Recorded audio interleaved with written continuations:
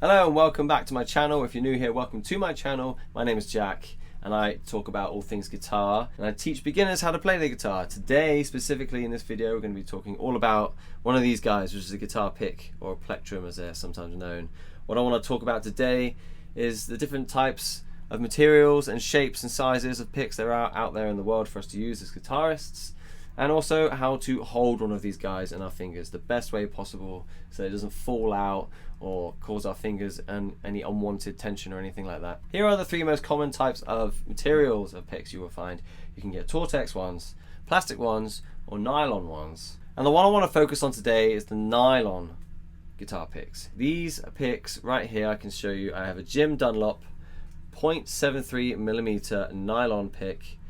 Is a fantastic option. It's a great all-rounder, but it's a really fantastic option for beginners when they're playing when they're just strumming chords and playing general rhythm playing. Reason being is that it's the right thickness for it to be just nice and bendy, so that you have a lot of forgiveness when you're strumming chords on both acoustic and electric guitar. Whereas when you have like a Tortex one, or like a thick plastic one like this Jazz 3, which is a I've dropped it. This one is at least 1.3 millimeters thick. Forgive me, I don't know the exact thickness of this Jazz 3 because it doesn't say on it and I can't remember what it is. But the main thing I want to get across is that they're so thick you can barely bend it, and when it comes to playing, you know, strumming chords, there's no forgiveness, and if you catch the strings wrong, they're just gonna really like give that kind of gnarly pulling against the sound. Whereas with these ones, these bendy ones, they kind of rake across the strings just nice. They have a bit of forgiveness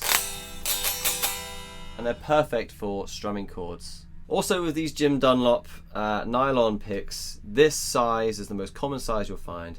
It's a perfect size for beginners. It's not too big, it's not too small. It's like the kind of general standard size, and it's the one that I think is easiest for beginners to start with learning. Okay, so let's see how we're going to hold this guy. If you're brand new to holding a pick, the method I've chosen to teach how to hold a pick goes like this. I want you to hold out your thumb like this, giving a thumbs up, turn it to the side, then with your other hand bring the pick with the pointy point pointing down. I want you to meet the pick with your thumb like this, so that your thumb is perpendicular with the pick, and then you get the rest of your fingers in it's like a semi-curl, you know, that your fingers are like semi-curled over, and I just want you to bring it to the pick like this, so that now you are gripping the pick against the side of your fingers and the fat of your thumb. Okay, you can not with your fingers pointing down, but with them sort of curled over a little bit like this. Now you can see the pointy part of the pick is pointing down, it's pointing out further than your fingers, because this is what's going to be hitting the strings. Okay, now that we have the grip of our pick, when we come to bring it down to play, say we've got an E minor chord here, the reason that we have our fingers kind of tucked in like this is that they're out the way of the strings. So the only thing hitting the strings is the end of the pick, right? Okay, but if you have your fingers out too far, you're gonna potentially hit the strings with them. But I have seen guitarists, you know, play like this. As long as the fingers are out of the way of the strings, you know, and the pick is the only thing hitting the strings, then that's fine. But what I like to do is just to kind of neatly keep my fingers out the way, so that I can play the strings nicely with the pick and my fingers aren't getting in the way or anything like that. Now let me just talk quickly about the grip. I am not gripping this tightly at all. In fact, I want you to grip this as loose as possible, the pick I mean, because we don't want any tension in our fingers, in our hand, in our wrist or anything. So on a scale of 1 to 10, 1 being like no grip at all, 10 being like the hardest grip you can possibly imagine, I'm at about a 3 or a 4. Honestly, it's just enough grip that when I'm playing strumming chords, the pick doesn't fly out my fingers because I'm not holding it. So it's just about enough to keep the grip of the pick. That way there's no tension here, and we can flow our wrist with lots of freedom when we're playing chords. This is how we want to strum chords, okay? It helps as well if you have like a kind of angle this way a little bit, You can play like this, or you can play it completely flat, you know, to the strings. Now sometimes beginners will struggle just to hold the pick with one finger and thumb, and they'll often use two. This isn't such a bad option in the beginning. I wouldn't recommend it for much longer after the beginning, because when it comes to you eventually progressing into lead playing, you're going to want to just use one finger. There's many reasons for this. You can get kind of more accurate playing with one finger. It's kind of like when you're holding a pen or a pencil, you know, when you're writing, you tend to just use one finger, right?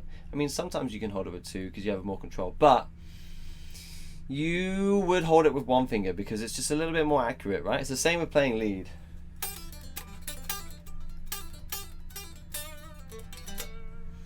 You can hold it with two as a beginner when you're playing chords and you're strumming rhythm. That's totally fine. If you find that easier, then that's okay. But eventually you're going to want to just hold it with one finger, okay? Another reason being for that is that you can hold the pick with one finger, and then you can use your other fingers, like your middle finger, to do hybrid picking when you're playing fingerstyle kind of stuff, okay? It's a little bit more advanced. So yeah, you can hold it with two fingers in the beginning. It's okay if you find it easier that way. It's acceptable. I'll let you do it for now. But eventually, you're going to want to just hold it with one finger. Playing with fingers versus playing with a pick. Now, there are many guitar players out there who don't even use a pick. Okay, I can name, say, Mark Knopfler, Jeff Beck, for example, amazing lead guitar players that don't use a pick because, you know, they like to use their fingers, like a different tone and stuff, and that's cool. That's cool. But to have the ability to play with a pick in your locker is completely so invaluable that it's worth persisting through the struggle in the beginning, because when you have the option, you know, to play with a pick and play with your fingers, it's like having many strings to your bow. Okay, so I would recommend always persisting through the pain in the beginning of playing with a pick. But check this out, you can play with a pick and your fingers at the same time. Yes. So having the ability to play with a pick and your fingers, you know, there's things you can do as well. You can hide the pick in here and play, and then access the pick afterwards.